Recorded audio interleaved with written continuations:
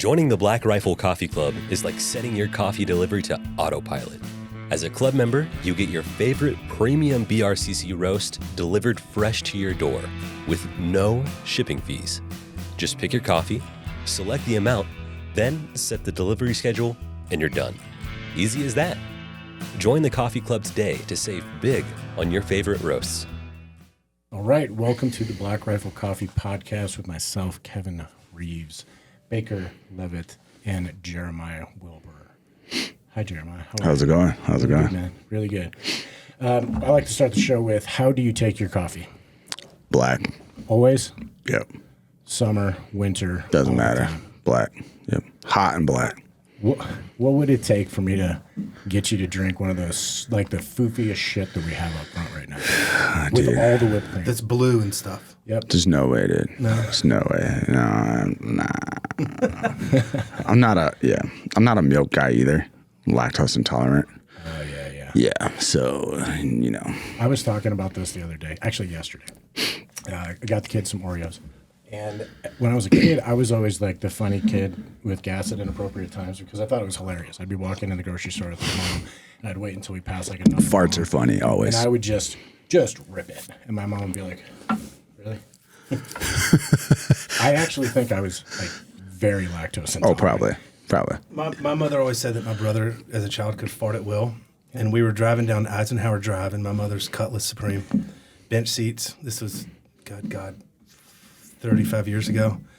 And Mitchell, my brother, was in the seat behind my mother and was trying to basically repositioning himself to appear that he was shifting the seats, but he put his little ass right behind my mother's head and ripped a fart.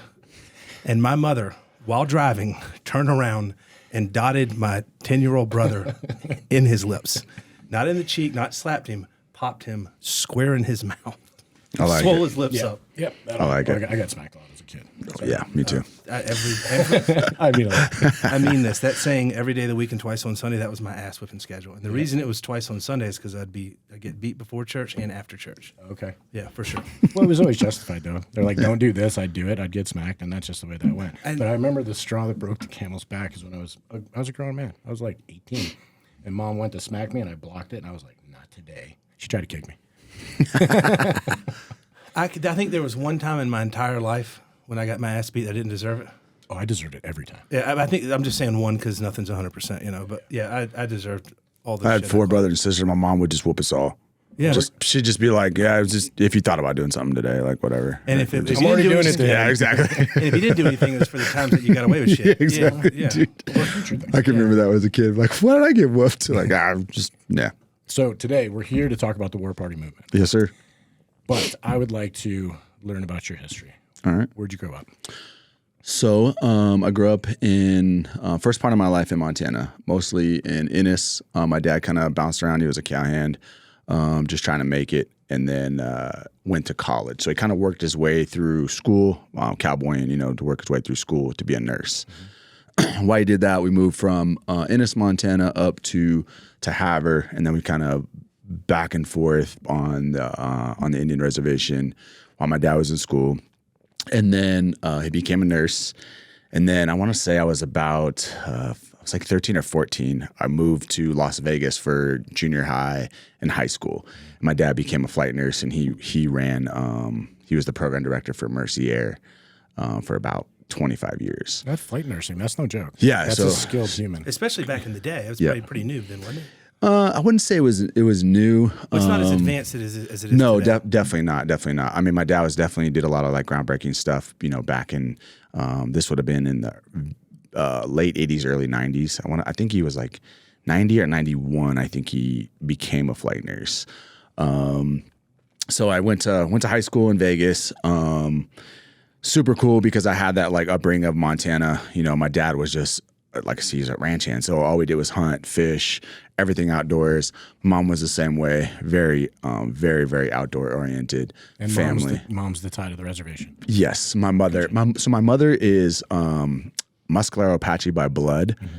However, a lot of people don't know about the boarding school systems. So the Native American boarding schools were most of them were run by the Catholic Church. And basically what it was it's the true meaning of cancel culture. They would just take Native kids away from their family, put them in these schools, and then basically whitewash them to, you know, cut their hair. They couldn't speak their language. They wanted to educate the Indian out of, and then bring out the man. And there's some quotes and some sayings by some pretty nasty folks that put it together. So my family's like a byproduct of that. So my mother grew up in the 1930s. Both of her parents went to Native American boarding schools, and they went to Spanish boarding schools. They were Apache down south. So my grandmother went to a school up in Durango, Colorado, and they basically were raised like they were Mexican. A lot of that's the Mescalero component. Yeah, that of my blood, yes. Okay. Now the reason for that was because, you know, you're brown, you can kind of inculcate. So they did send a lot of the natives on the southwest to some of these boarding schools that ran by the Spanish Catholics. So it was very like a Mexican style of upbringing. However, you know, food and some traditions, we eat fry bread and we eat a lot of things that are native. And then when my mom moved to Montana, she was 19. She moved to Montana. She was adopted into the Assiniboine tribe. So when I grew up, and this was before I was even born. So when I grew up, all the traditions I learned were Assiniboine. Say that one more time. Assiniboine. Assiniboine. Yes. Okay. So that's what I learned, you know, as far as growing up. It was more recently that I've kind of connected with who my grandfather's side of the family is and who they are, and trying to kind of find out more about being Apache and Apache traditions and customs. Like I said, however, you know, I grew up, if my mom was to say what she was, she wouldn't go into that, you know, she's Apache by blood or anything like that. She would just say she was a Assiniboine. But I do clarify that now just to kind of like, one, to kind of shed light to people about, you know, the boarding school system was a real thing. They didn't stop until like 1967. A lot of families were affected by it. There's a big reason, like as we go into some of this conversation with the War Party movement, you know, how it's affected certain Native families, and then, you know, just how they grew up, and a lot of people trying to chase this identity and kind of trying to figure it out. But one of the things I tell everyone, though, is like the government did this. This is a government-run program. So, you know, whatever you want to say about the government, it's like, well, we've been doing this to our own people for, you know, and it just doesn't just mean natives. Like you look at World War II, right? They did that to the Japanese. There's been a lot of crazy things the government's done to us. And I think that, you know, I read a quote the other day. It was about like history, like regardless how ugly it is and what it is, like we need to talk about it, and we need to like constantly bring it up and go over what we did wrong. Yeah, it's like with the like, you know, the past few years, there's been a lot of getting rid of. I mean, I'm from the South. I'm from Georgia, and there's a lot of, like, I guess I would call it whitewashing history, which is taking down a lot of the monuments. You know, forcing which people monuments though? Because I'm for some of those. No, so 100%. like the Civil War monuments, Yeah, and like changing the names of high schools and all that stuff. For what?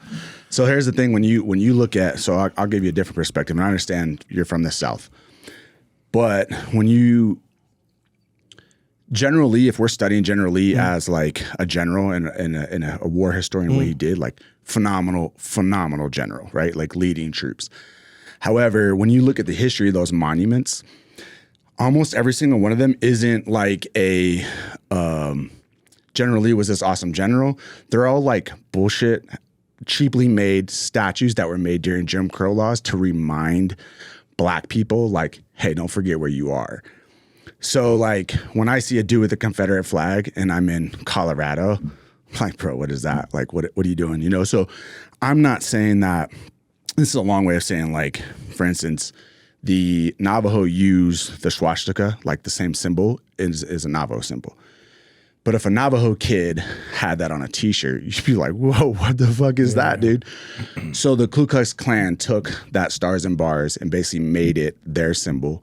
And they evolved it to being where people who are not from the South or people who are not white look at that and they're like, what is that about?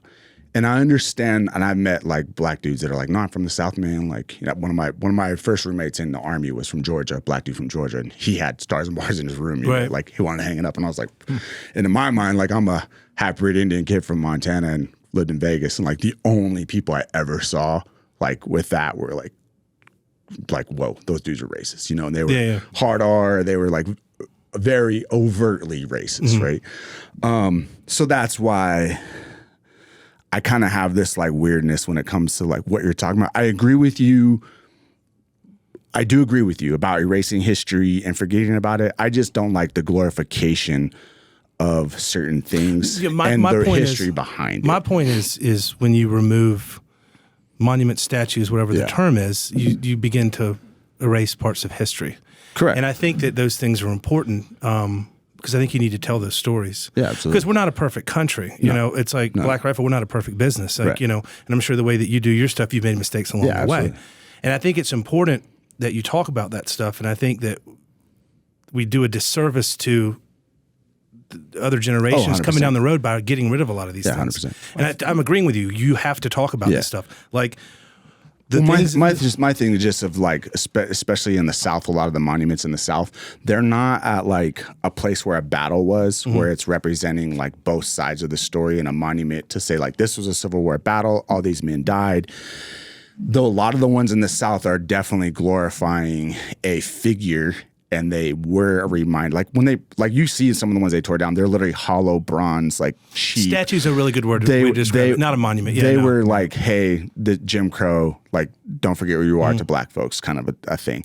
And I think when you look at it in that perspective, it changes. Now I'm 100% for you. Like, we want to have like, whether there's, you know, all over the South was, you know, where the Civil War was fought. So if we want to have something on a battleground, or where they're going to put a building, like, hey, at least put that this was a site where like, you know, 5,000 Americans died this date. That's a historical marker, Exactly. You know, to talk about it. But well, I don't think obviously we want to stay away from any erasing of history. Absolutely. But at the same time, we need to learn from it. And not that I'm, you know, taking one side or another, but, you know, back when they were doing the boarding school things, like maybe they didn't think of another option. Now, granted, the long-term effects are not desired, but you look back and you say, like, what were the mistakes? How could we have improved them? So the next time we have a similar problem, we're going to advance as a society. I agree with you on that. No, I think that the boarding school thing was done with malicious intent. Period. There's no, 100%. I've read tons and tons of books on Native American history. Because when I grew up, like Cowboys and Indians, man, like that was the thing, dude. Yeah. Like Cowboys and, you know, all that stuff. And like, that was like every Southern boy's dream was like, you know, the Wild West and all this crazy stuff. Yeah. And it was amazing. And those stories are important, man. Like that time period in our country, it was nuts out there. Well, so like one of my favorite sayings about history, and anytime someone wants to talk about history, and this basically just right along with our conversation, my favorite saying is one man's freedom fighter is another man's terrorist, or one man's terrorist is another man's freedom fighter. And when you look at that, it puts things in perspective, and it's hard sometimes to like put the shoe on the other foot and look at like the enemy, if you will, right? Like whatever. And you can do that through any war. Like you can literally pick one and be like, all right, Mongols versus Chinese or whatever it is, and look and kind of like put yourself in the shoes of someone else. But what I think people forget, especially in our country, because it wasn't that long ago, right? Yeah. When you're talking westward expansion and all these things, is you know, just the, like I said, one man's freedom fighters and another man's terrorists. Like war is so horrible, and I think that like the veteran community is kind of the only ones that really, really understand like how horrific war is. And then when you look at these battles that people had, it's like, yeah, I want to scare my enemy. So, you know, and instead of pointing fingers and being like, well, white people did all this, well, Indians did all this, it's like, all right, you know, did the cavalry play a game where they would stack babies on a saber? Yes. Did Geronimo stack Mexican babies on a pike?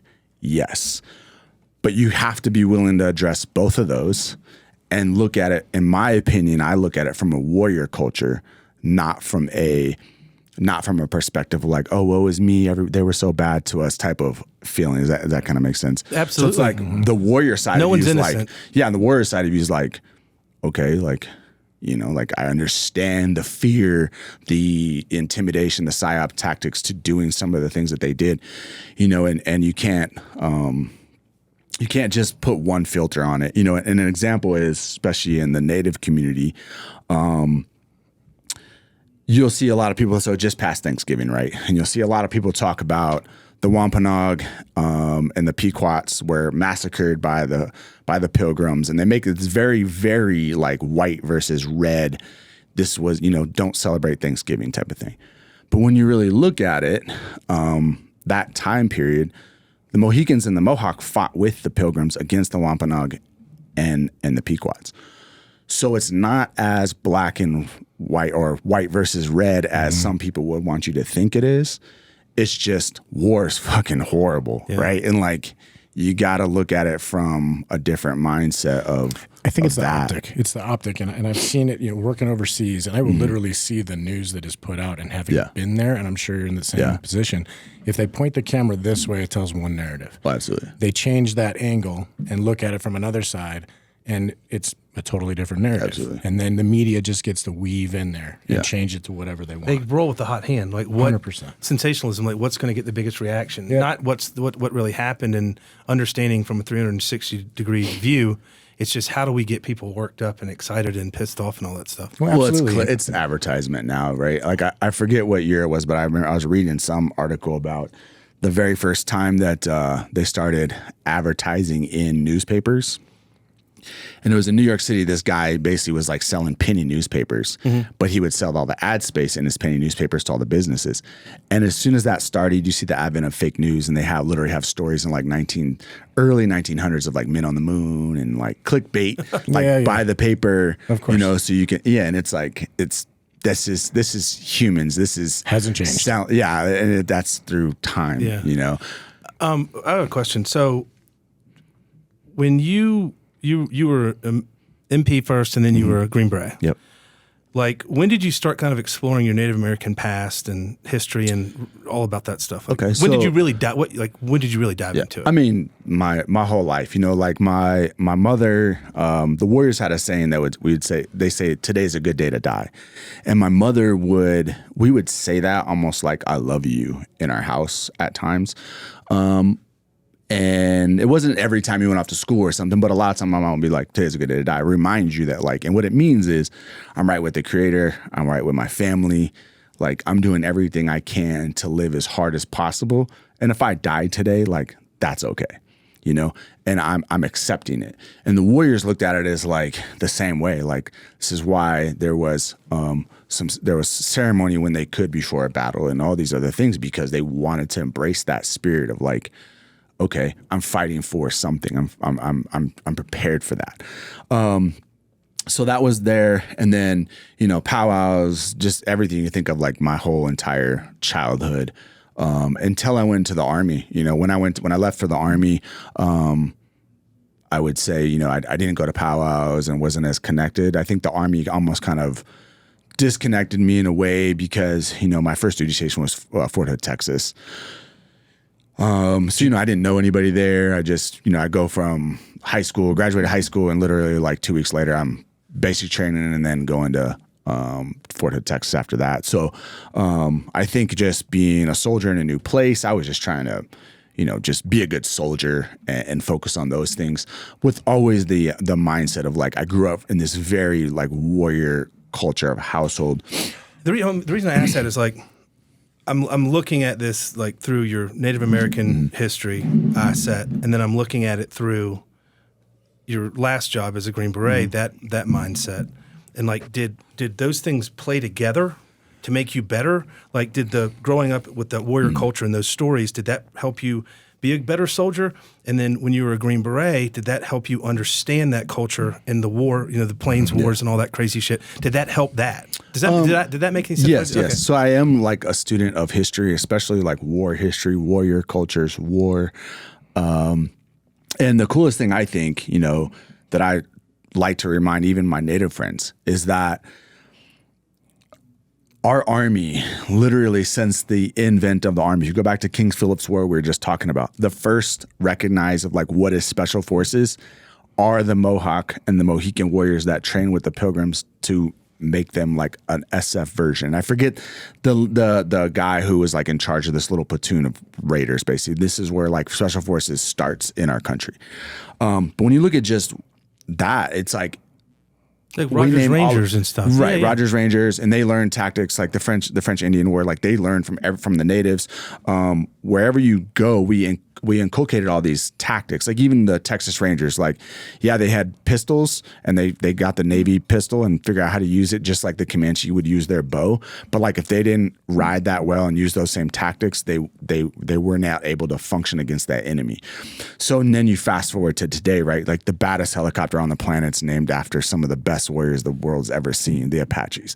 So like we in the military take these tactics, and when you open up the Ranger handbook, like there's tactics in there that have existed since people were here, chasing, woolly mammoths around, spearing them, right? Like there's stuff in there where you're like, wow, this is where it comes from. So I think that the United States is a very unique warrior culture that society is like pushing us away from instead of like embracing this warrior culture of where they're our roots, where we came from. So for me, part of that was like, yes, my mother telling me these stories. Being a half-breed, like going to the Indian reservation was up and down, just kind of depends. Like I'd be with somewhere my mom and it's fine. I'm somewhere my dad, it's not, right? Like for my dad to be a white guy, cowboy, to like marry my mother in Montana and just be openly in love with a Native woman, I look at that too as something that people kind of remove from our society. And they always want to look at like the, like if you're half black and half white, it's like you're black. Well, he's white too, and I think sometimes we remove some of these people that have like really put themselves, like my father, in a position where like my dad was getting in fights all the time, when he was younger, when my mom and dad were married. And so I look at that too, of being like, hey, look how awesome our country is. And when you look back even farther, like all these mountain men, right? Like they all had Native wives and they loving families and they were such the true melting pot of what we are as a country. And I think the media and people let us like play against each other and try to make it like white versus black or whatever it is. And the reality is like we're way more alike than we are, and we should celebrate the fact that like we're the only country in the world who does this shit. Oh yeah, and people who've never traveled, they don't understand that, right? Like like just because you're Muslim don't mean you marry the same Muslim. Like I've spent half my adult life like watching Sunnis and Shias like kill each other, right? So I think that like most Americans don't get that part of our culture.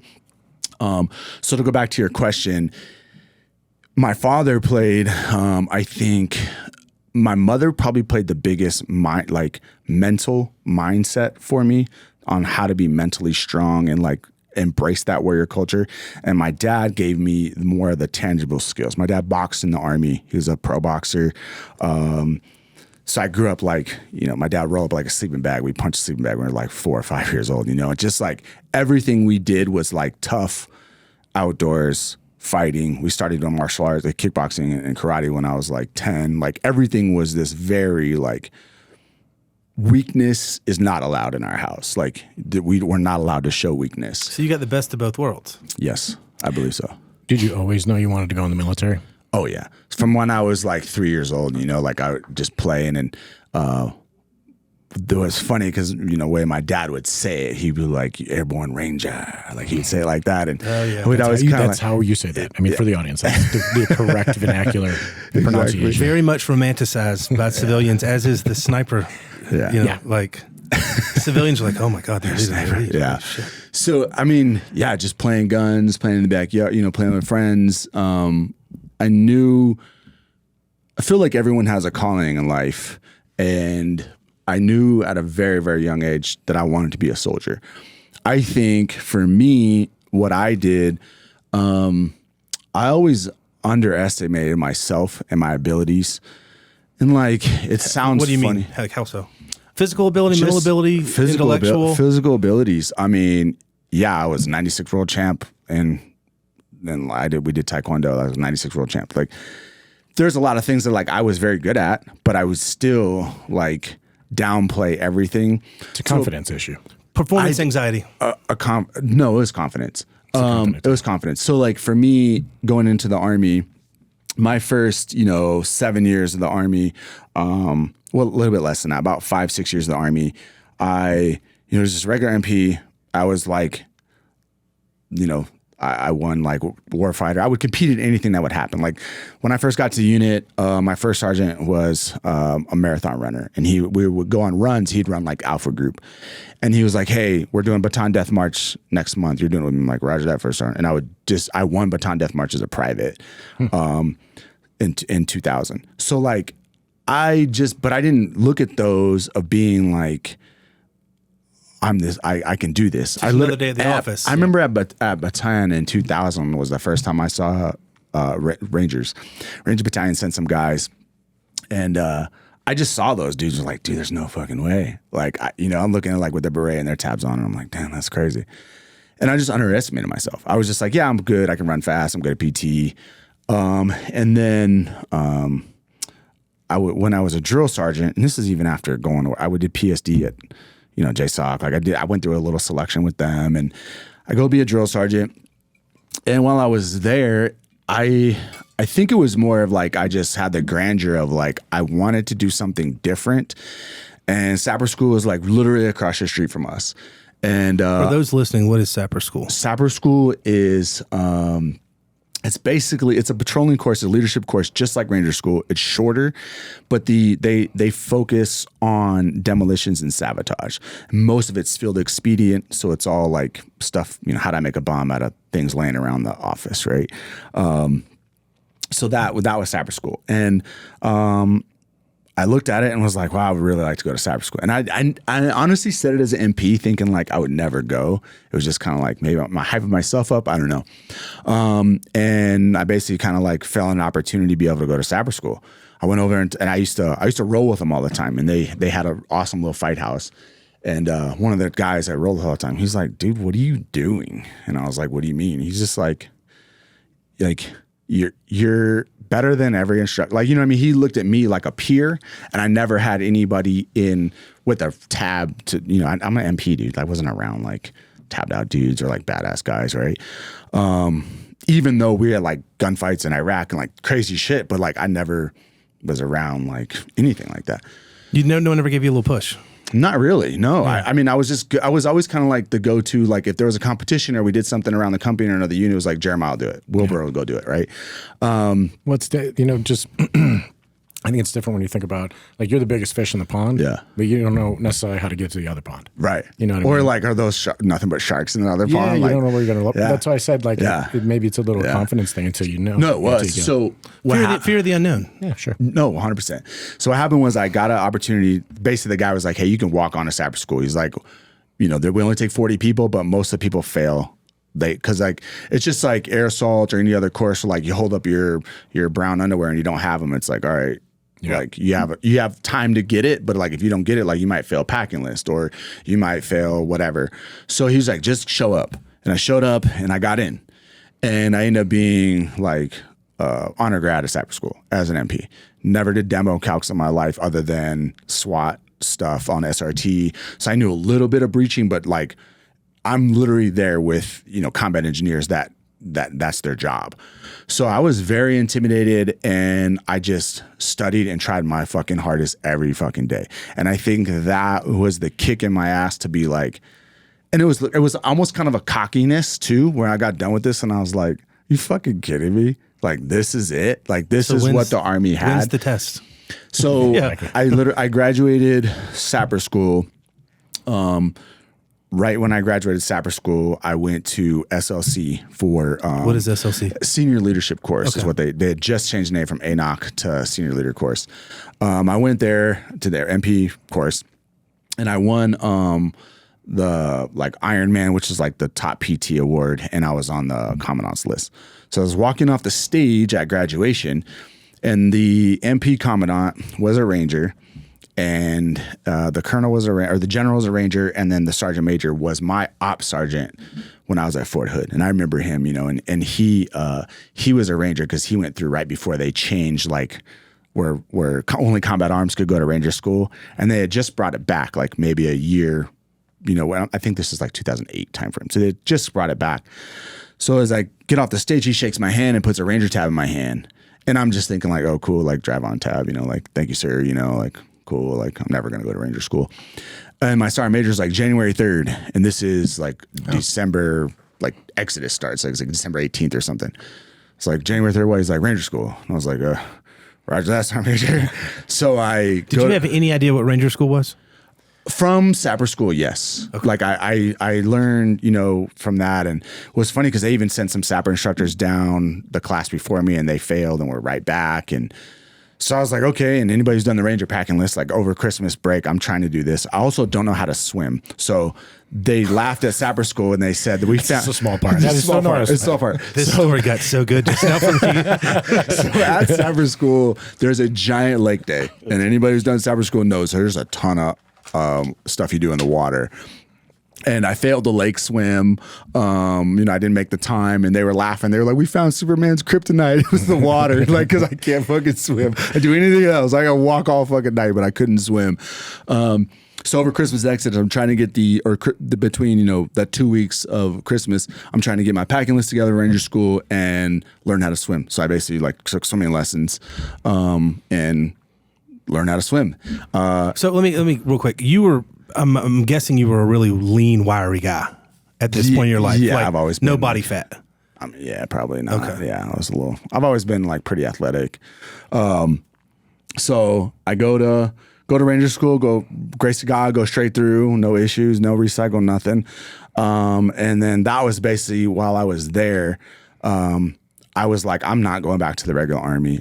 My entire squad was made up of bat boys, and it was like bat boys. I think we had 2 cadets. So I was in this very clique of dudes, and because I was physically squared away, and I just went to Sapper School, so writing warning orders and doing all these things that we were doing there, I was spot on. So the kids from Ranger Battalion, they were all like, oh, hell, and I was at E7, so they were all like, oh wow, hell yeah, and I was older, right? How old were you? I was 30 when I went to Ranger School, or no, I was 29 when I went to Ranger School. Right after Ranger School, I get back and I'm like, I'm going to selection.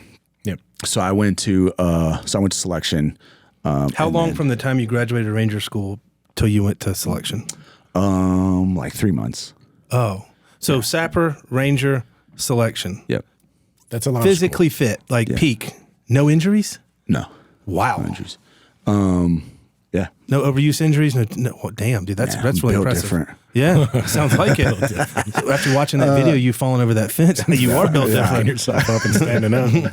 Yeah. No, I think, but at the same time, even though I say I'm built different or whatever, fast forward, through special forces and the same thing on my team, guys would always be like, damn, this dude's a stud. And I did Best Ranger, I competed in that, representing third group and Best Ranger.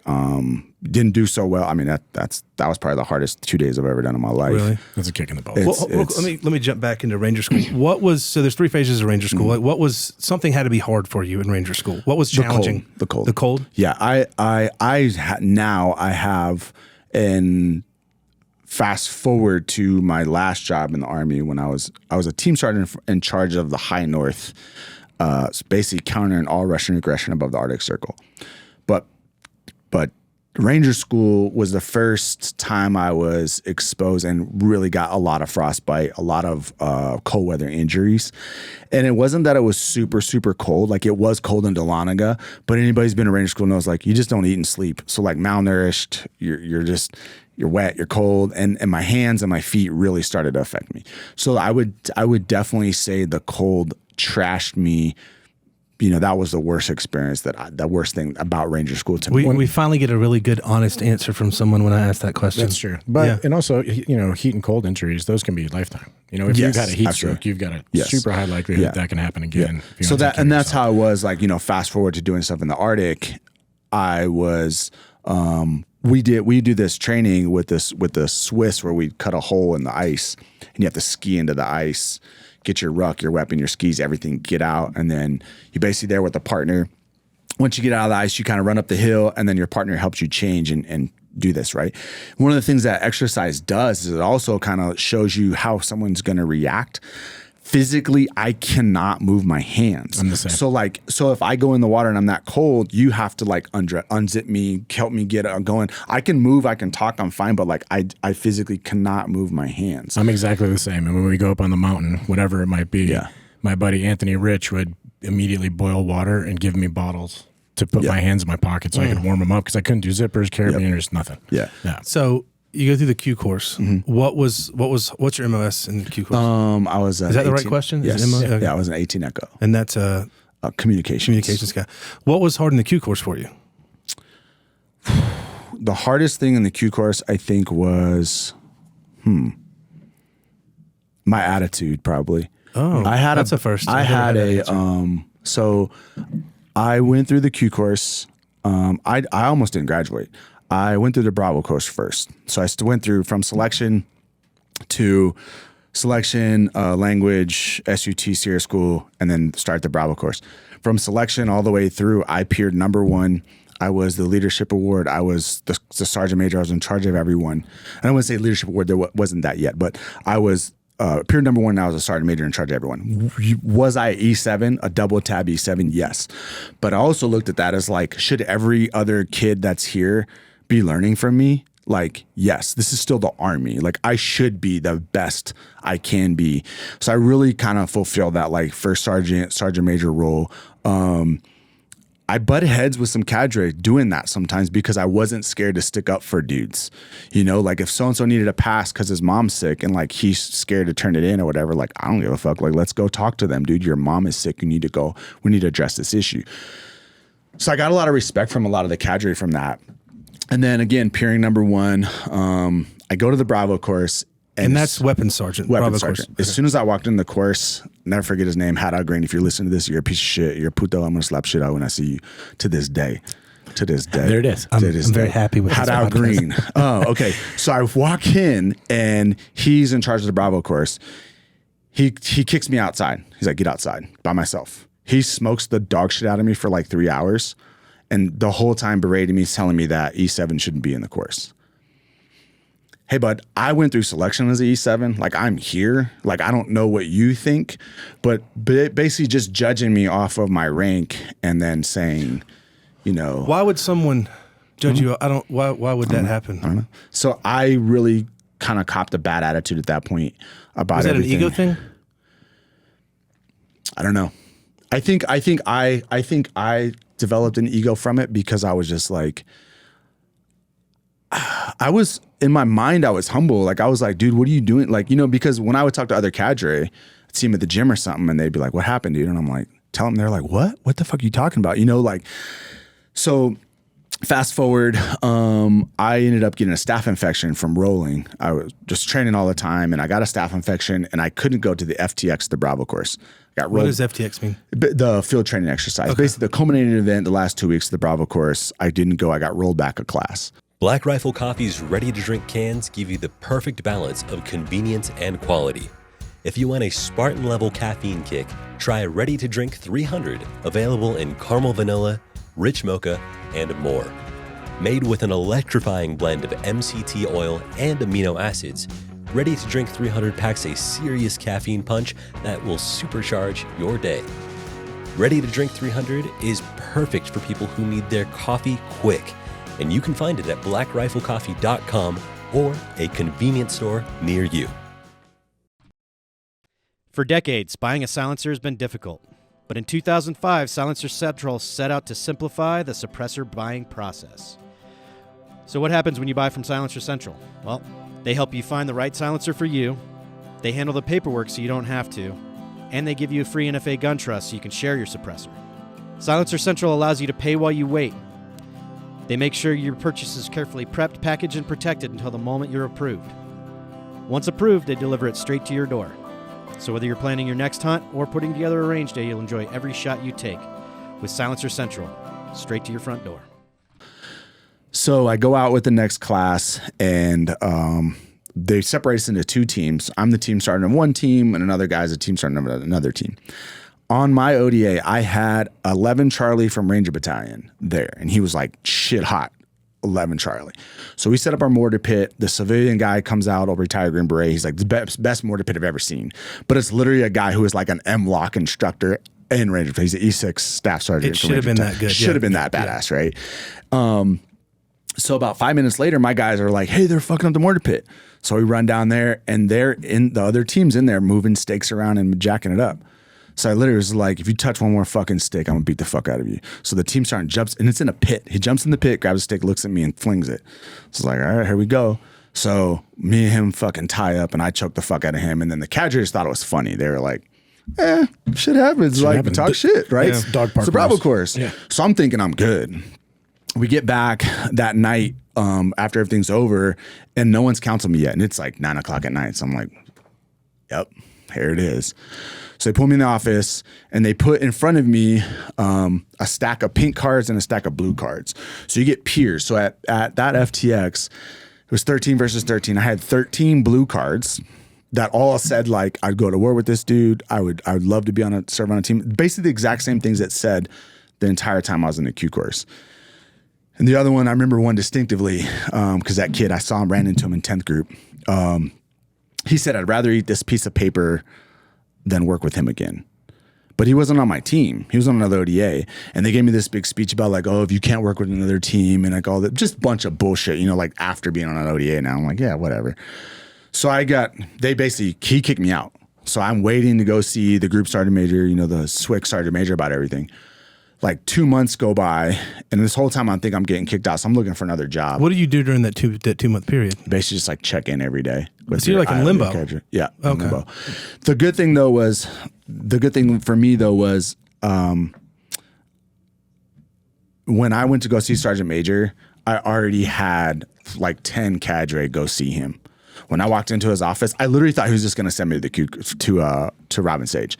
She was like, hey man, you can't be fighting people. He's like, and he was basically kind of like, without saying Haddock Green was a piece of shit, he was like, I'm not going to go against my instructor, but like, here's the deal.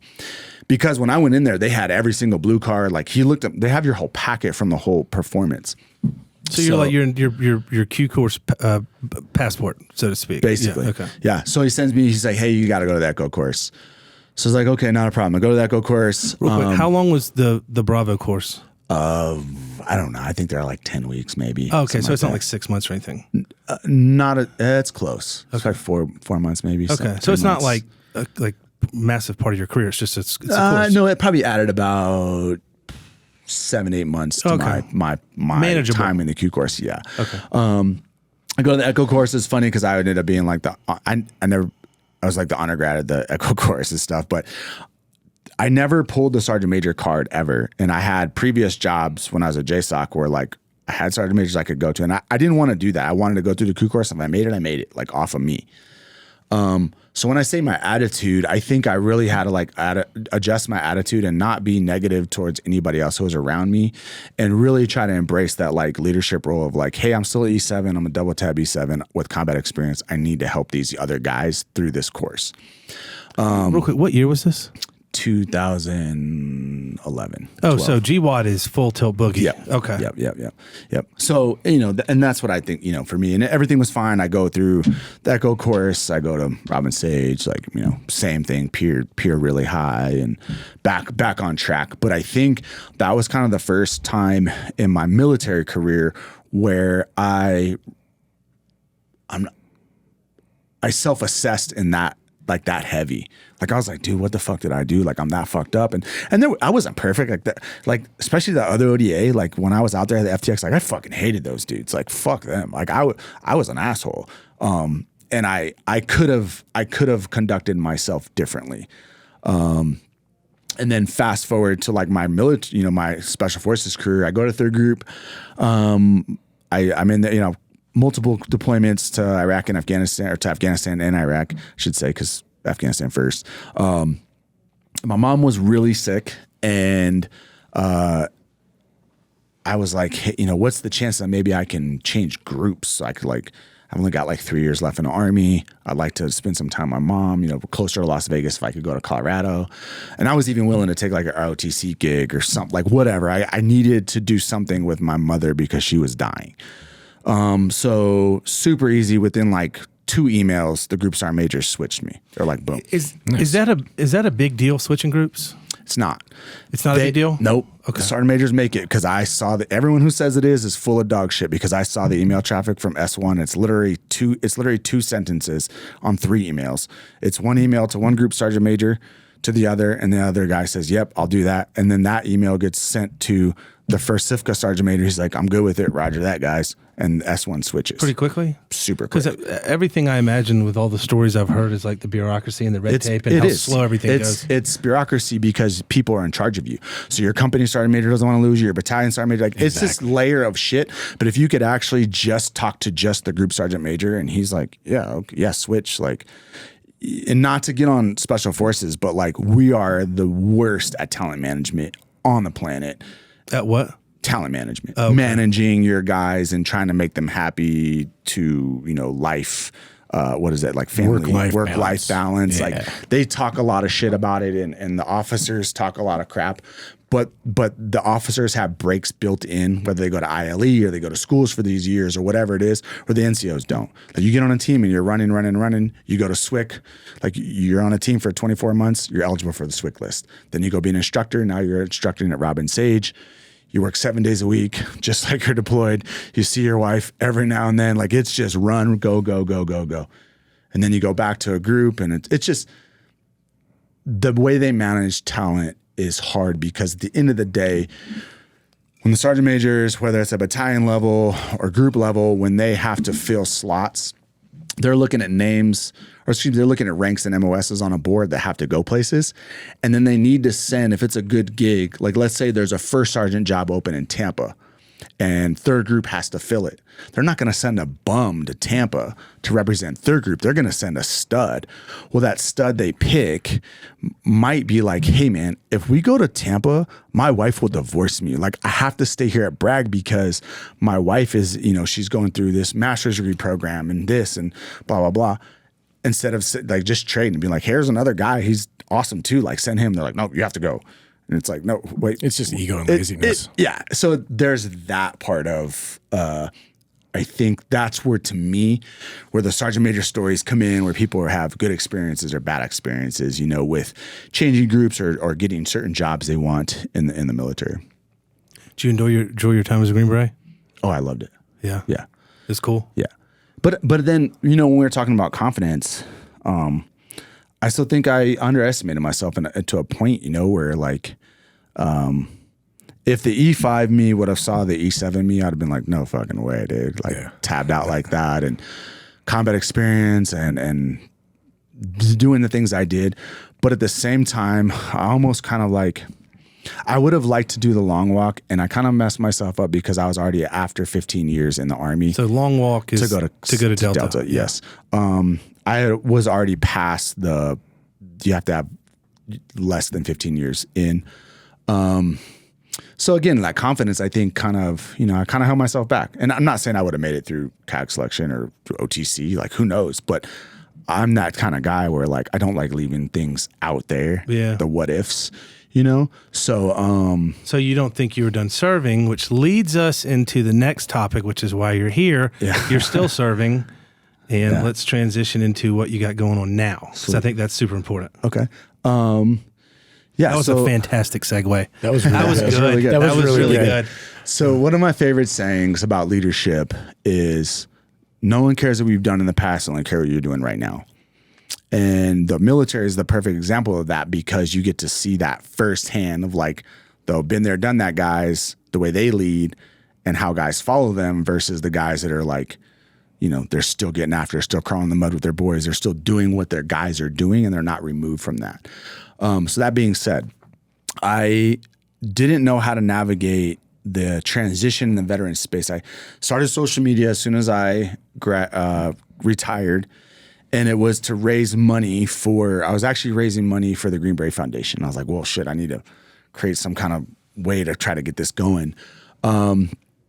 So I started social media, and then what I started seeing was a lot of like guys from my community really just, it's like, bro, you're not a Green Beret anymore. Like, what are you doing? They couldn't let it go. Like everything they did was about like, and it was all these like, it was like what's the football? Hey Tina, time to eat, lard ass. Napoleon Dynamite, Uncle Rico. It was like Uncle Rico, like throw the football over that mountain type of thing. And that's kind of how it felt. And I was like, this is weird.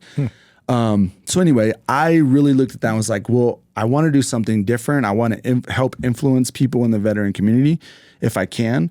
And just show people that like,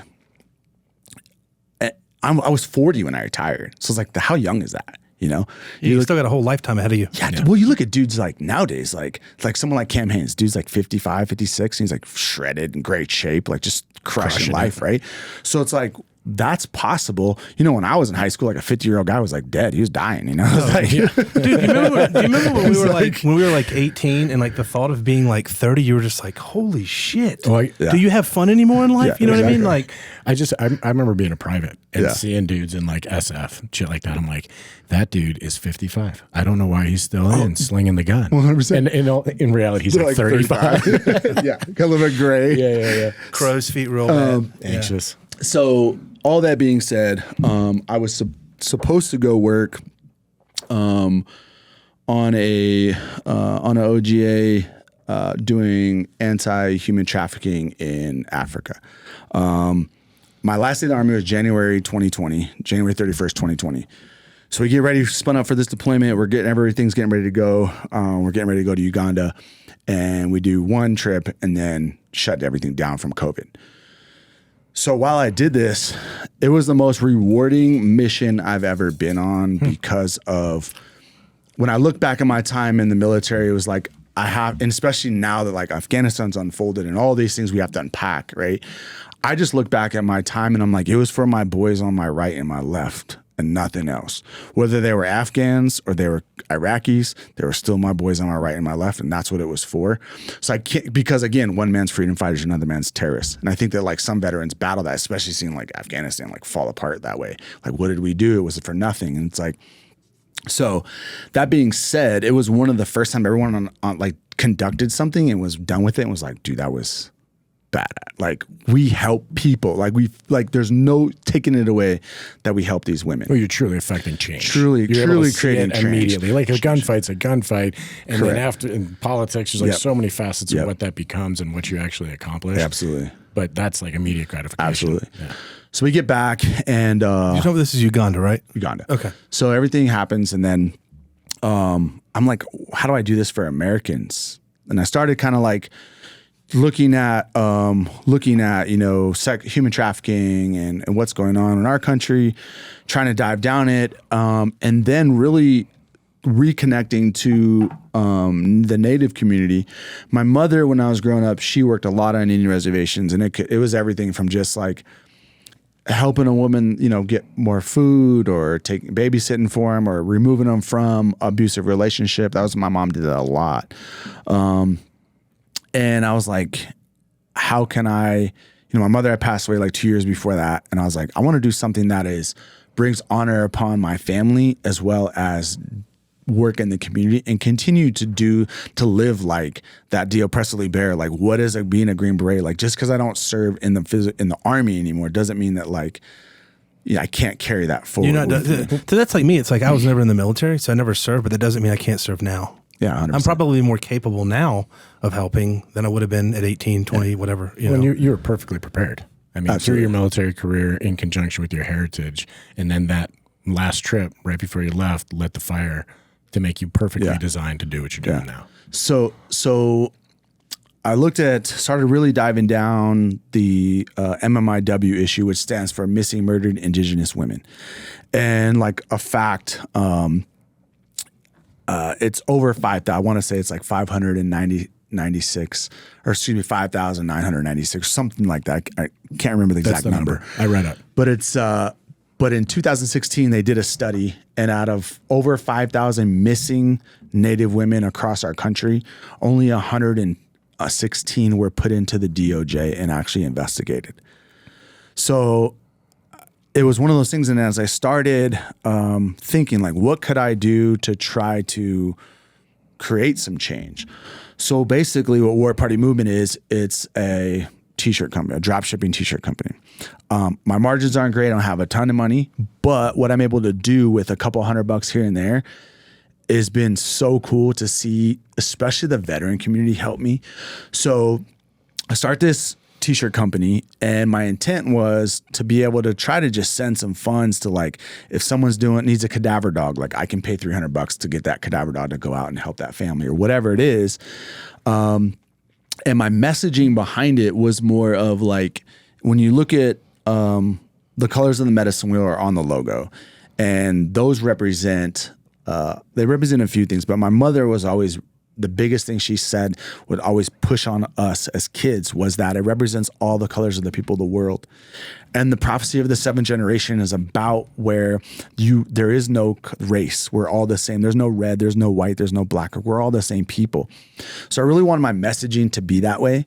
And I would see people in the communities and like, people don't know who their neighbors are anymore. People don't shake hands. People aren't nice to each other. Very disconnected. Very disconnected. And we think we have these connections over the phone, over our phones, like on social media or something, but it's not a true connection interaction. Yeah. And everyone just complains. And I was like, fuck that. Like, I'm not a complainer. I want to fix something. So I think when I look at like this big scale, like I can create some change. I'm glad I had that mindset and attacked it the way I did. So over, about a year and a half, I basically just like selling t-shirts, trying to do messaging. My first rescue was actually and I use the word rescue because the woman does, and I don't want to take anything away from her. But one of the things we facilitated is like somebody reaches out and says, hey, I'm in an abusive relationship. I need help. Okay. How can we help you? And what I did basically was I drove to LA. She had organized crime ties in an abusive relationship. And I basically just pulled security while we loaded up my truck, and I moved her across the country and she lives in North Carolina now. So that's kind of the first thing we did. And then I've done that multiple times. And it's basically just like a lot of it's volunteers, guys on social media or other, a lot of them are former special operations guys being like, hey, if you ever need help, I live here. So yeah, sign me up. Yeah. So it's like, hey, if I'm in Salt Lake City and some lady's like, can you have anybody or can you help me? Or maybe there's a search going on. I'm like, hey, you want to go do a search tomorrow? Family's going to go search this area for where they think their daughter might be. Yep, we'll do. So a lot of these skills that you learn in the military, like area recon, zone recon, like basically open up the Ranger handbook and like everything on there for reconnaissance is how you conduct searches. Now there's some nuances to that as you develop some law enforcement skills to that. But a lot of the people on Indian reservations are just kind of these grassroots. They're just organizations like just trying to get it done. So that's kind of where we are. Let me ask you a question. So where are, like, what would you say happens to the majority of these missing girls? Okay, so that's... Don't mind me asking. So that's a very hard question. So when you look at, in particular, Indian reservations in the West, right? A lot of them are in the middle of nowhere. There's like Amazon isn't putting a warehouse outside of the Shoshone Res in Wyoming, right? Like there's nothing for them to do. They can't own land. They don't own their own home, so they can't have like equity and like get the bank. And there's all these problems that bureaucracy and levels of bureaucracy have created for natives on the reservations. But if you draw back and don't look just specifically at natives, right? Anywhere there's poverty, there's human trafficking. So this is just another area where there's a lot of rules and bureaucracy that would allow bad actors to even access women on a reservation easier. It wasn't until 2020, the Biden administration just passed where like you could be prosecuted, a non-native can be prosecuted on federal land. Before, like you could go to the reservation and you can't be prosecuted for those crimes. So there's a lot of layers of bureaucracy into those. The other thing, when you add, the nuances of each reservation is a little different. Most of them, the way I try to describe it to people is small town, rural America, where you have like 3 deputies and they're in charge of like 100-mile radius. So you could get a call, where you have to drive 50, 60 miles, and you don't have radio service in half that place, you don't have cell service, you're just going out somewhere. And there's 3 deputies on the force, and they got 3 cars they hot seat and mess around with, and they're just so underfunded. So it's a very small town like vibe like that goes when it comes to policing and patrolling. The other thing is a lot of them know each other. They're all families. So another example is like, let's say I beat my wife. I'm a deputy. Your wife calls 911 because you're beating her up. I respond. Like your wife's going to be like, oh, okay. Home yeah, cooking. Like, yeah. So then it goes, so there's, and I'm not saying that's every instance. I don't want to, downplay some of the good officers that work for the tribal police and what they're trying to do.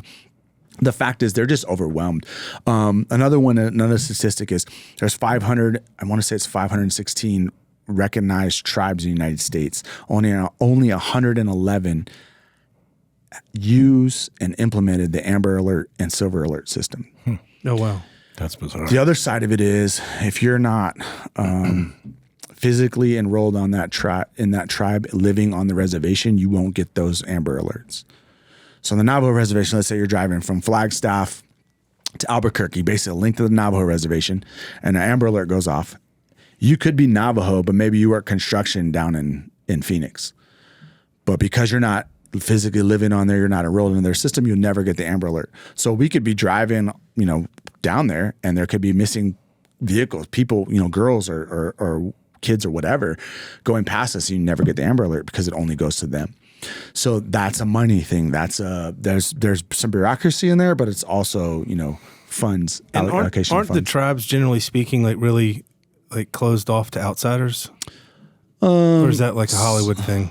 No, I think it just depends on where and what what tribes and where you are. As a non-native, I mean, like as a white dude rolling in to help. Some of them have. Some of them have, like tourist attractions or whether it's casinos or tourist sites or things you want to see. But in general, you can't discredit back to like the boarding school systems, like the lack of trust of government. They don't trust authority because, if their tribal police are corrupt, then they don't trust authority. The BIA doesn't help them. The FBI doesn't come in and conduct investigations. They're like, okay. And then oftentimes, there are a lot of bad actors. I want to say the last statistic I read was 60% of all women that go missing or murdered on the Indian reservations, it's conducted by a non-native. So you have to look at that too, right? Like if that number is that high, 6 in 10 assaulters are non-native, but they also look at it as like, you can't take away like the basically washing of culture. So I think there's a lot of trying to protect that, from outsiders, from distrust from outsiders. Yeah. So some of my favorite humans, Kat and Naomi, went up to a war party event in Colorado. Yep. What does that do? Are you able to bring in funds and then push it through? Yeah. So really cool. I'll kind of wrap up like some of the stuff we did with War Party Movement. I'm glad I didn't start a nonprofit right away. Mm-hmm. So with the money from sales, we've done everything from pay for some Native women to receive counseling that were in abusive relationships, pay for their counseling, to move women out of places, to physically hide them, like where the FBI didn't put them on like a WITSEC, where we've literally bounced them around from safe house to safe house. So we've done a lot of things with the money. The one thing that I saw, though, the biggest problem I saw was we moved a woman from North Dakota to a safe house, and we get her there, and it's a nonprofit, find this nonprofit to take her to. It's only a 30-day program, but this story has happened like 5 times to me personally with women. 30-day program, they go there, and at the end of the 30 days, they have to leave. Like there's nothing for them. They just back flapping in the wind. So I was like thinking about what I do, what I like to do. Since I got out of the Army, I really got back into like cowboying and horses and just that. And I was like, I saw these other veteran programs that were going on with horsemanship and stuff. And I was like, well, this is really cool. Like, I think this is something we could do. And how could we really impact women? So out of that, War Party Ranch was born, and that is the nonprofit arm of War Party. So what that is, it's a cowgirl course. We bring in female survivors of abuse, turn them into cowgirls, and I help them get jobs in the agriculture industry. They said it was awesome. It was just a super cool event, and everybody around was like super supportive. Yeah, and so we did the ranch rodeo is what they came up for. Yeah, so the really cool part about the ranch rodeo was just the support from the community. Where we are in kind of eastern Colorado, outside of Kiowa, we really wanted the community, when it comes to running a Western, like a cowboy course, we want real cowboys to know that we're real cowboys and we're not like cowboying for Instagram or it's fake. Like, no, we get after it. So we had our instructors, all female instructors compete against all the men. And we had 26 teams enter. It ended up getting really big last minute. So out of the 26 teams, we had 4 professional teams that compete on a professional level. And then we also had the Silver Spur. They sent 4 teams. They don't send hands to nothing. And that's what made it a great event, because we had these real cowboys at our event. And what we really wanted was, we want the backing of the community. So when we're bouncing around ranches, or like if we have students at the restaurant or something and some young guy's trying to hit on them or something, it's like you see that and you're like, not those girls, buddy. Yeah. Like, and if we have the community can have our back and really help look out for us, and especially trying to, it's not for the faint of heart, right? Like, this isn't like, you pet horses and like, this is real cowboy shit. So some of the selection process on the women we bring in, we do have to do a very, vet them very well, be like, you know what you're getting into, you know what you want to do. This isn't easy.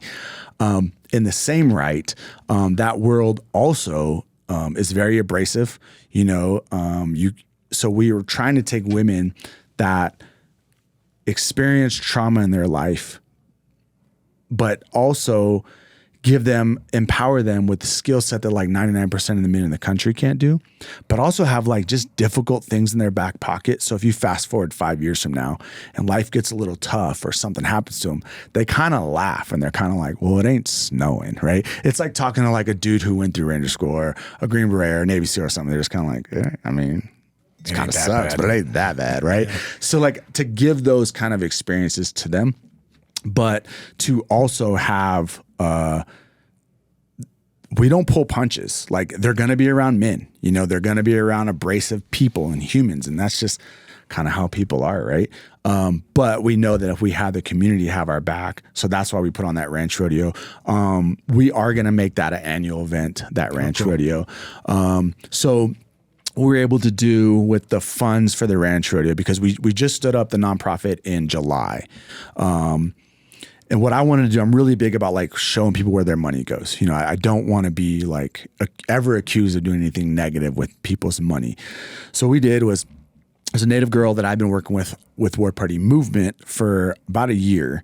And she was in an abusive relationship, and she shoots a trad bow. And that was one way that she wanted to reconnect with nature and just like, get back in the mountains and do her thing. Her dream was to go hunting. So what we did, we wanted to tie in, because in our course we teach, we also teach like horse packing for outfitting, because that's a job we might be able to get some of the girls into. So the idea was to showcase the other side of what hunting brings, so we can kind of merge the two together. And we had the money because of Colorado, over-the-counter archery, unlimited. Like, it didn't cost us a ton of money. We only raised a couple $1,000s, but it cost us half of that to take this woman hunting. So we linked her up with PSC Archery, and then we got her some mentorship. Dana was one of like a key instrument in that, helping us. And then we kind of culminated with her and Dana hunting together. Yeah, super cool. Very healing journey. I feel blessed to be a part of that. Like, my cup was so full after that, and even though we didn't harvest an animal, great hunt, we're on elk every day. This woman was just super tough and just like never not smiling, and regardless of how shitty it was. And basically was more of a like reassurance that like, we're doing the right thing, and like I'm on the right track. Like, we are on the right track as an organization to do what we want. And it's the model that we use for veterans for the last 20 years now, is like, take them on these hunts, whether they're missing limbs or whatever, to empower them, get them outside, let them appreciate the country they fought for. Absolutely. You're just doing it for a different audience. Absolutely. No, 100%. Yeah, and especially when it's archery based, there's a process. A rifle, especially someone in the military, it's like, oh, here's a rifle, you know how to use this. Let's go shoot this animal. Shoot a deer, shoot an elk. Yeah, it's a Band-Aid on a bullet. Well, but when it comes to with archery, there's a hero's journey there. Oh, like, you don't just pick up a bow and be like, I'm going to go run out in the woods and shoot something. Correct. Yeah, so she started this I want to say in like July. Yeah. We got her the bow. So she had a couple months before September. Killing the animal is the least important part of the journey. Absolutely. Yeah. So we were able to facilitate that, and the the thing I wanted to do when I started the organization and the team of friends, I asked that would they be a part of it. And my co-founder, she's like my long lost little sister, Micah, they all have their own story. You know, like they've all been in some kind of situation in their life where they were trauma, abuse. And I look at like, how do you break the cycle of abuse? I was like, well, what if we started a new cycle? Like, cause you're not just going to break it. Like, let's start something different. So every woman has her own story. And I look at this of like starting a new chapter of breaking the cycle of abuse, but like, how do I help people now? So now this girl that we took hunting now is part of our team. Like, she's an advocate for us on the Navajo reservation. She will help us find students this summer. We want to pull a couple students from the Navajo reservation.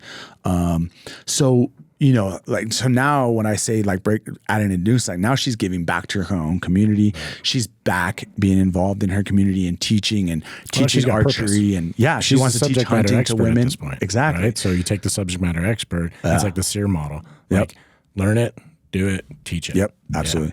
Yeah, so, it's also like if I can do it, you can do it. Yeah. And if I've done it once, I can do it twice. Yeah. Yep. So now we're in the spot where, as an organization, our like long-term goal, where money's not an issue, is we're going to run our course from June to the beginning of September. So June, July, August.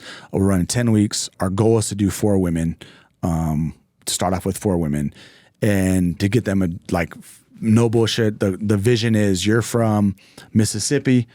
We do the interviews. We bring you out. You show up in vans and a pair of jeans, and we give you everything you need. Turn you into a cowgirl, and now you're working on a ranch in Wyoming in September. And you have physically you've went through all these difficult times. You've learned this skill set. The horses are so healing. Nature's super healing. And then now you have the financial stability to not worry about anything that had tied you to that relationship or what you went through in Mississippi. Now you can heal and and continue on your journey of that. So that's our vision and our goal. Basically what we're doing now is we're kind of in the fundraising stage, and to stay back to like the cowboy community where they're heavily involved. All of our instructors compete in the off season at big events. So I have 2 instructors. They're sisters, Olivia and Gracie Lay. They're 21 and 19. And they're going to be down in Wickenburg roping, competing. It's street cred. You're maintaining street cred. We have awesome. Super salty, stellar crew of girls competing in the Art of the Cowgirl Ranch Rodeo. Micah Wysocki, my business partner, she's heavily into the rodeo world, and but that's just like you said, it's just some street cred, just kind of keeps us current.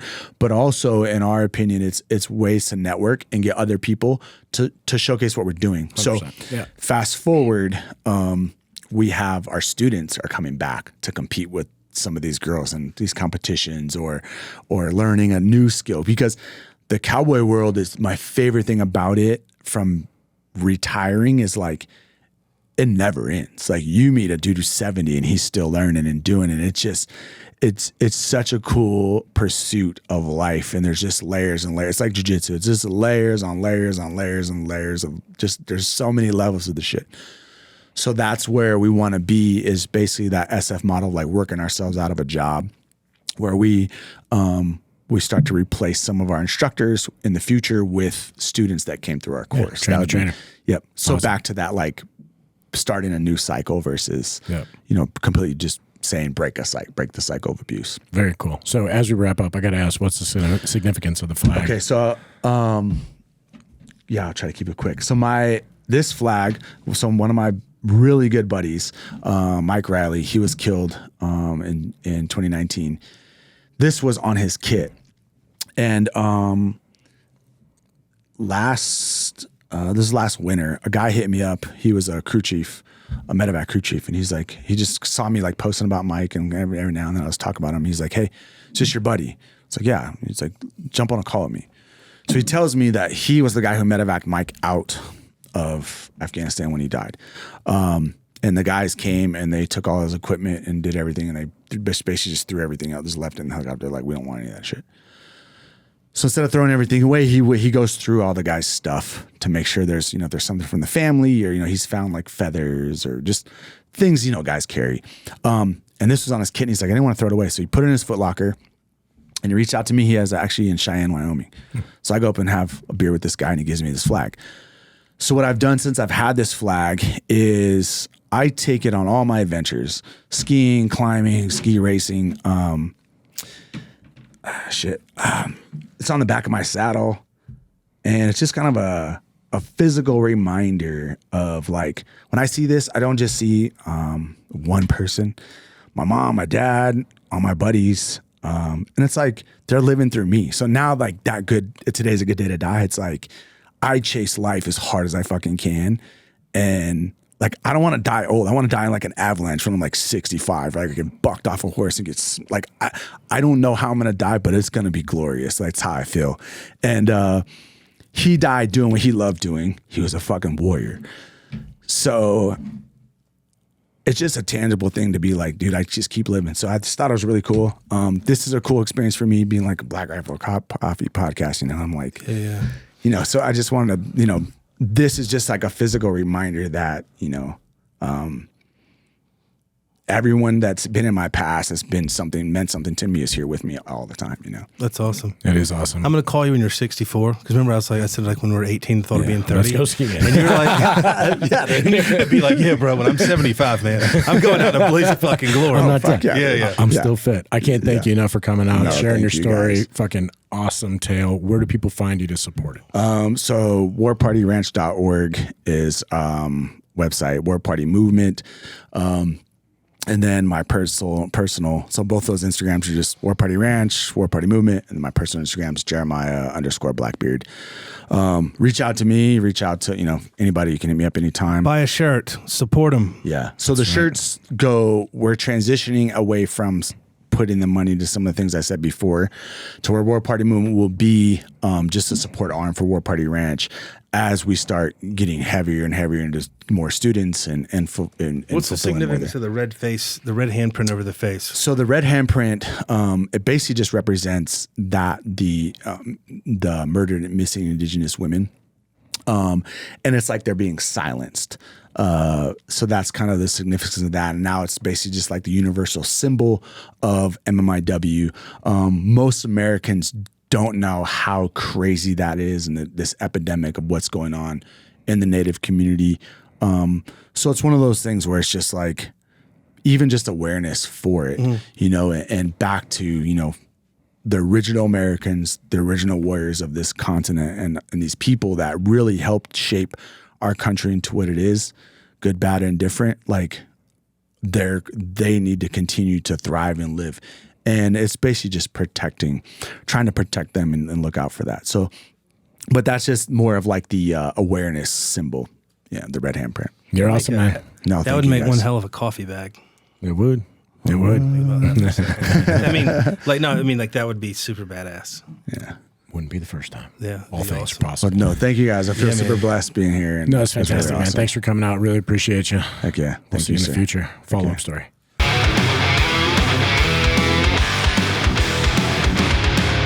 That concludes today's training. Any questions? Woo! Drum titties, boy!